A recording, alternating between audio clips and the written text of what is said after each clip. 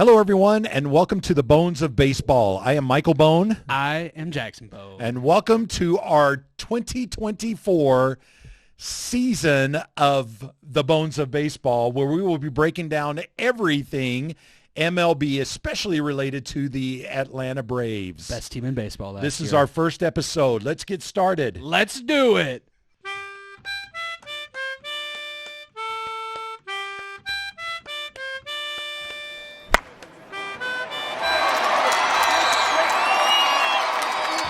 Jackson, this is our first Dad. episode How's it going? of 2024. Yeah. It's been a long time. It's March 5th when we're recording this.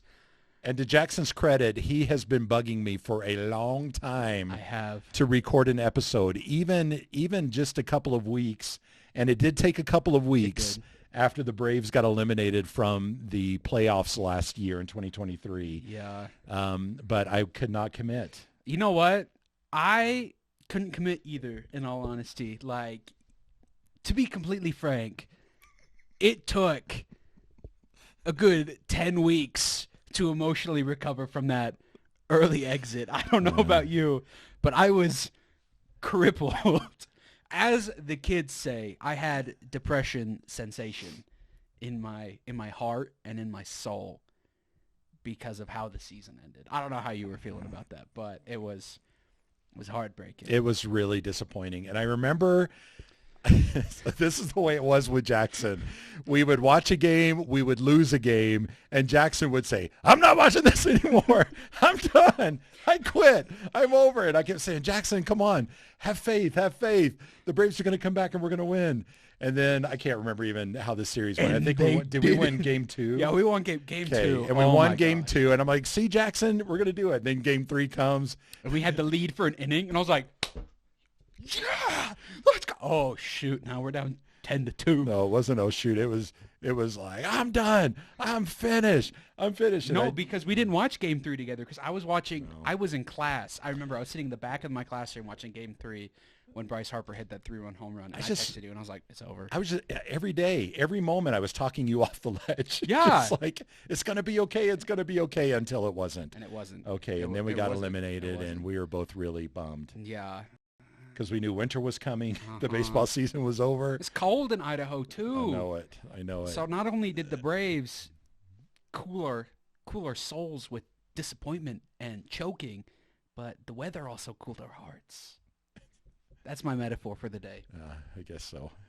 Well, one of your mom's favorite books about teaching is called The Courage to Teach by Parker Palmer. And in it just talks about a teacher giving a lesson that didn't go well. And the teacher says, "Oh, that was a bad lesson." Then suddenly it turns into, "I'm a bad teacher." Then it turns into, "I'm a bad person." Then it turns into, "I shouldn't even be alive." And I could almost see you going through those steps as the Braves were losing, like, "Oh, I can't believe I'm a Braves fan." Yeah. To, "I'm a bad person." To, I don't deserve to live. I don't want to be here anymore. That's how attached to the game Jackson is. That it like embodies him, and he takes it personally. I do. I am on the team. Listen, I am a member of the Braves. So when they lose, I feel it. Sometimes I feel it more than the players, it feels like. He really is. He really is. And as Austin Riley actually called him, Jackson is the popcorn man. I am. So what have we been doing for the last, 5 months? We went March on now. a Christmas vacation That was fun. with our whole family, all 11 of us, 3 son-in-laws and the rest of our family. Went to Mexico. That we enjoyed that. Yo soy Cancun. And Jackson has been working out. He's on a binge, kind of. A cut. You're on a what? A cut. What does that mean? It means when you're like trying to cut weight. Yeah. Yeah, you're like cutting calories. That's what I'm on. You're on a cut. Yeah. Okay. What'd you say? A binge? Yeah, I called it a binge. No, It's a a cut. bulk and a cut. Those are the. Can I call it a cutting binge? No, No, because it's been consistent and steady. no, it has not. But we will. Yeah, I wish it was. So you've been doing that. Jackson also made a concert. Well, it's not a concert band. It's a jazz. It's a jazz. It's a big band. It's a big band jazz ensemble. Uh-huh. Playing the saxophone. He's going on tour with the university. here in a couple of months, or about a month and a half. Yep, middle of April. So all of our Florida fans, check me out.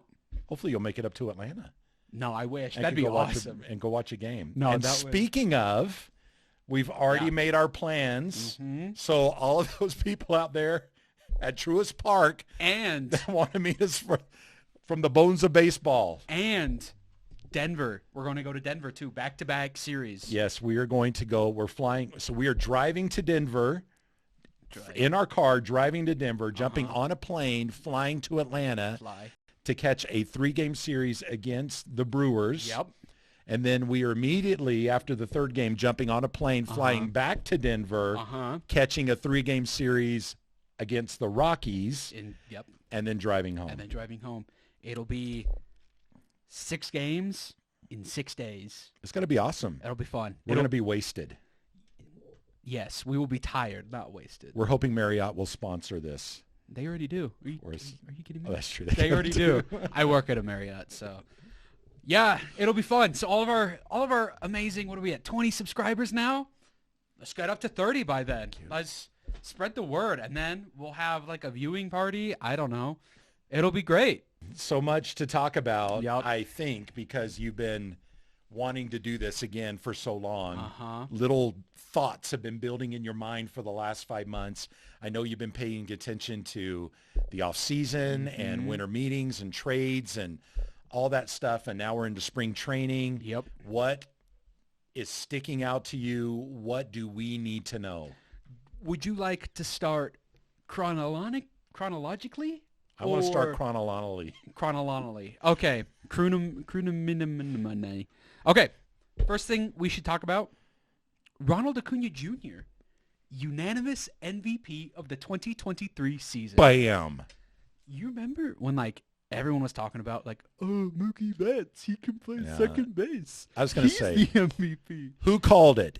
Everybody except for Dodgers media. And even Dodgers media was like, no, Acuna's having a better season. I don't know. I think Acuna did something that was never done before. Twice. He made the 30-60 club a thing, and then he made the 40-71 club. And he had 43 home runs and 71 stolen bases. It is bonkers. Absolute bonkers. So. Very cool. A little worried about him right now, though. He's all right, though. Yeah, but they're not going to play him until the starting day. Is that right? I don't know. I know that. I think I've just heard that he'll be ready for the opening day. Yeah, he'll be ready for opening day. I actually saw a video today. So he's back in Atlanta. So for those of you who don't know, Acuna was in a rundown, was in a pickle, and was going back and forth. And he was the one in the pickle? Yeah. Okay. Yeah, in between third and second. And he just tweaked his knee. It was the right knee, so the one he had his ACL reconstructed, and is sore. So they flew him out to LA to go see his doctor just to make sure everything was okay. And we didn't hear anything about it until this morning. And the video of the interview that Acuna had back in Georgia, it was funny. He walked out to where all the reporters are, and he was using his bat as a cane, like the old Willy Wonka and the Chocolate Factory movie, when he opens the door and walks out, and I was like, oh, it's and then tumbles. Yeah. But that was. Did he do that too? No, he didn't. That'd have been awesome. But Ronald Acuna, you're so funny. He's a silly guy. But yeah, he'll be great. So he will do anything that he needs to do to get ready. I have complete confidence in him. If he doesn't play another spring training game and just gets his reps in a batting cage, I'd be more than happy. What about his comment about that he wants to be a Brave for the rest of his career? Do you believe it? 100%. I think that we all kind of knew it, but hearing him say it and hearing him say it a couple times this spring, it's okay. Yeah, because there have been a ton of rumors of Acuna being mad at the Braves because of his contract and how he's been requesting trades. And even last year before the season started, I remember some beat writers saying that the Braves were shopping him, actively shopping Ronald Acuna. Oh, really? Yeah. I didn't hear that. And it was like Anthopoulos at the winter meetings was no, that's the stupidest thing I've ever heard. Why would we do that? And I think it's funny because Acuna was no, I want to be, it's no secret, I want to be a Braves for life. And then everyone was spinning it as, Acuna wants a new contract right now. And it's that's not what he said. Acuna wants to be a Brave for life, and that's what he said. I believe it. I have 100% confidence that they will get that done. Whether it's within the next couple years, whether it's the last year of his free agency, he's going to get a bag. He is going to get paid because he is a generational talent, and I have no problem seeing the Braves doing that 100%. I would think that in order for the Braves to re-sign Ronald Acuna, they are definitely working now to set up the money that's going to need to be available at that time. I mean, I think that they've already done it. Like, look at Spencer Strider's contract. Look at Michael Harris's contract. Look at Ozzie Albies' contract, Austin Riley, Matt Olson, Sean Murphy. Like, the core that they have locked They're all coming back. They're like, that's crazy. This team is locked up for so long, and it is so beautiful. It's like it's like a flower. Yeah, it's just in bloom, and we love it. No, it's like Zach Wheeler got re-signed by the Phillies today. I saw that or yesterday, and everyone was making over $40 million a year. Wasn't like it? the third highest That's insane. paid pitcher or player behind like Ohtani and Jacob deGrom, and then there's Zach Wheeler. But I saw this one person talk about it, and they're like, good for Phillies fans because now they can go out and they can buy a uniform with someone's name on the back, and they'll be there for a couple years now. And my thought was, the Braves have been doing that since 2019, right? Because that's when 2019 in April, that's when they signed Acuna for 10 years, Ozzie for 7, Matt Olson for 8, Austin Riley for 10, Spencer Strider for 6, Michael Harris for 8, Sean Murphy for 7. It's like all these guys. I think for me, the thing that would make me say, okay, I believe that we are really trying to lock in Acuna for a long-term contract is going to be whether we sign Ozzie Albies. Yeah. I think wherever one goes, the other will go. They have so much fun playing together. Yeah. And I think Albies I know they want to play together. Yeah. And so if we get Albies re-signed, that's going to make me go, okay, I believe it. 100%. I believe that's going to happen. So 100%. Awesome. I think we also need to talk about, just recognize the Dodgers going out and spending over $1 billion with a B dollars on free agents this year. Ohtani, Yamamoto, Glasnow, just all these guys. Hey man, if it works, good for Dodgers fan. If it doesn't, I'm going to laugh at you, and I'm going to laugh at you really hard. Either way, I win. Just thought I'd say that. I mean, I feel impressed to say all other Major League Baseball teams, Kyotsukete. But if it flops... Were you saying that specifically for Ohtani and Yamamoto? Yes. Well, yeah. It means be careful. Oh, okay. Is Yeah. what it means. Well, be careful, guys, because Mookie Betts came out and said that every team that plays the Dodgers, it's going to be their World Series.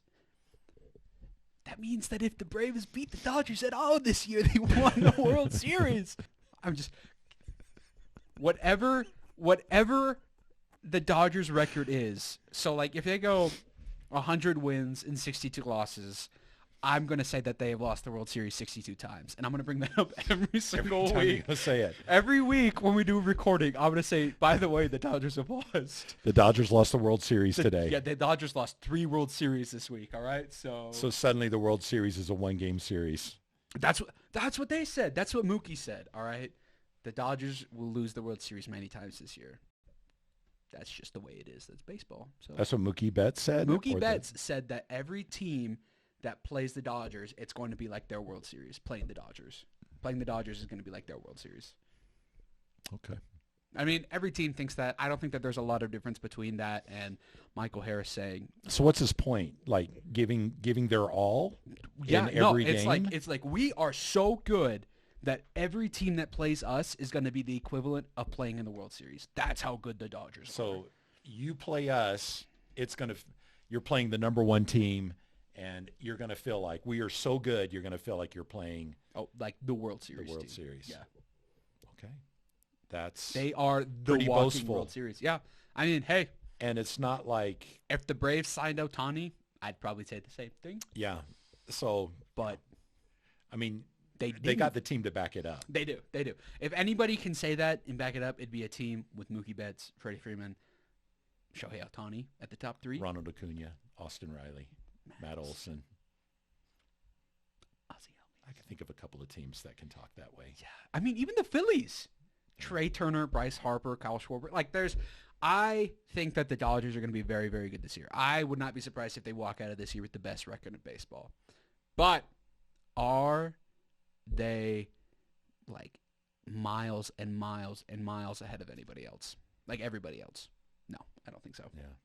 But I think, well, I don't know. I was going to say, I think there's the Dodgers and the Braves, and I think most people probably put the Dodgers just a smidge above the Braves as far as talent goes. Yeah. But they are right there. But I don't know how close number 3 is, but after those two. Yeah. Like, who is that? I like the Rangers. They won the World Series last year. The Houston Astros, 7 straight American League National League Championship Series. That's something the Braves haven't. That's something the Dodgers haven't done, right? Like, the American League runs through Houston. So do you say Houston's number 3? What about the Phillies, right? Are the Phillies number 3? Are the Yankees number 3? They just traded for Juan Soto. Are they going to compete this year? Oh, 100%. Yeah. There's going to be a ton of teams. Like, there are so many teams that are like, we are competing this year, but we'll see who's competing in August at the trade deadline, right? But so shout out Dodgers for spending money. I think every team wishes. I think every fan is like, I wish my team would spend money like the Dodgers. But will they have the trophy to back it up at the end of the year? Will they? I think we need to have a moment of remembrance for the players who are no longer with us this year. That are no longer with the Braves. Mm-hmm. Okay, who might those people be? Well, let's just start from the bottom, and then I'll work up to probably the heaviest hitters. So the least missed? Yeah, I don't know if I'd say that. Like Brad Hand, a couple innings in the bullpen wasn't very good. Shout out Brad Hand. Thank you for your couple innings. Thanks, Brad Hand. Who else? Kirby Yates. He's with the Rangers now. Shout out Kirby. You were pretty good, so we'll miss you. Shout out Kyle Wright. He got traded. You remember when he won 21 games? Yeah. In 2022? He was really good. And his World Series game that he pitched, 5 innings against the Astros, wouldn't have won the World Series without him. I forgot where he went. White Sox? Where'd he go? Kansas City. Kansas City. Nick Anderson traded to Kansas City. Michael Soroka. Chicago White Sox. We will miss you.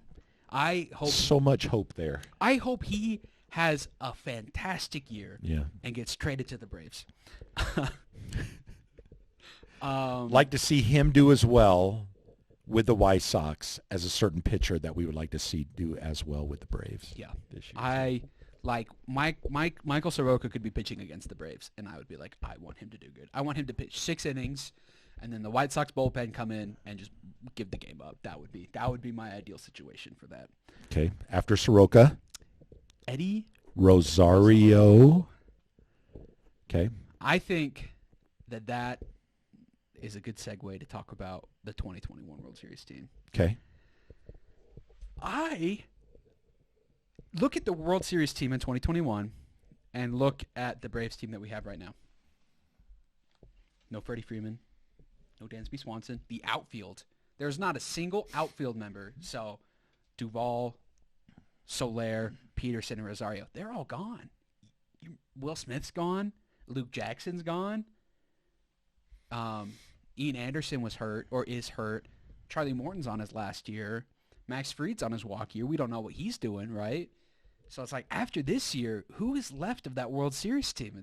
You got d'Arnaud, you got Albies, you got Riley.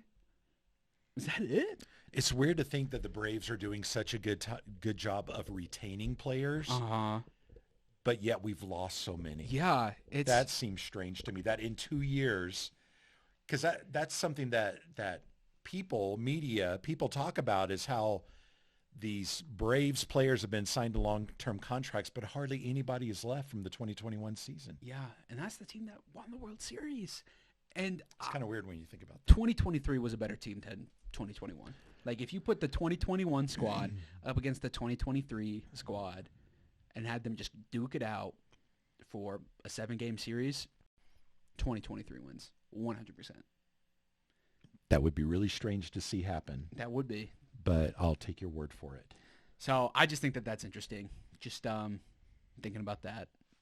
And it'll be even weirder next year, especially if Max is gone. Because then you're like, wow, everyone's gone. Yeah. So excited for the baseball season. Yeah. Speaking of, let's talk about who we got. Yeah, let's talk about who we got, starting with Do you want left fielder Jared Kelenic. Kelnick? Kelnick. That's his name now. Kelnick. Yeah. Kelnick. Former From the Seattle Mariners. Former first-round pick from the Mets. And then he was traded to Seattle in the Edwin Diaz trade. So that's cool. And then we got him. And we got him for basically money. That's basically what we gave Seattle. We took on like 2 bad contracts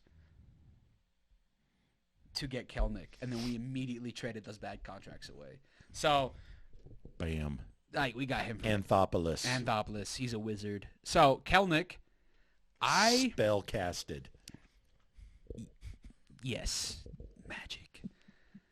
I think Jared Kelnick, he struggled the last couple years in Seattle, so I think that we need to acknowledge that there is some risk, but he hasn't had a very good spring training so far. No, he hasn't. But I've seen he's batting under 100. Yeah, but that's okay. I mean, because they're working on his swing. Like in last year, he held it like up here, but now he's holding it down here a little bit. That's the same adjustment that Kevin Seitzer, the hitting coach, made with Acuna.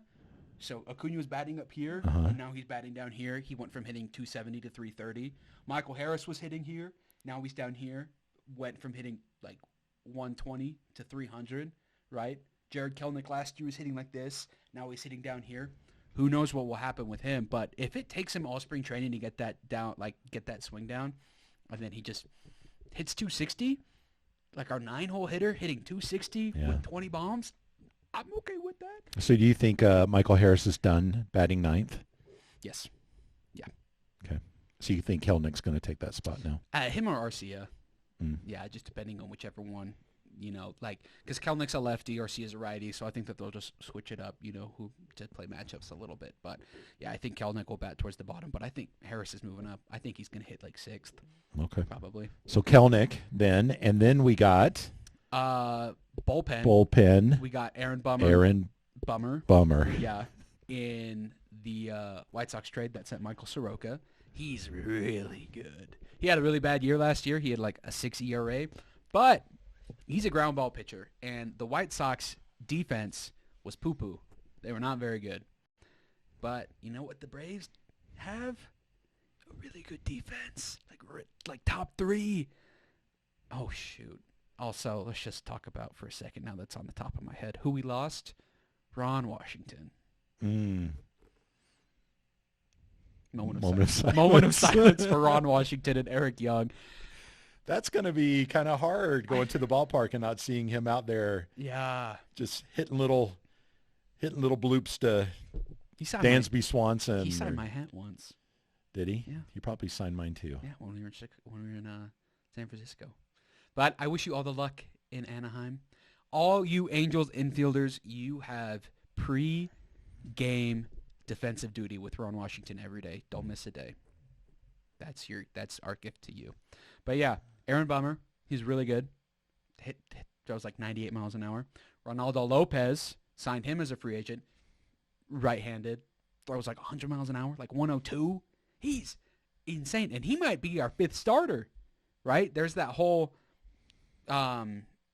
spring training, what do you call it? Spring training competition going on between Ronaldo Lopez, Bryce Elder, AJ Smith-Shawver, our number 1 prospect, Hurston Waldrop, our first-round pick from last year. They're going at it to see who's going to be our 5th starter. The pitching depth on this Braves team, French kiss. It's exciting. It's very good. And you're reminding me that, gosh, all through the offseason practically, I felt like you were calling me all the time, telling me about trades and rating them.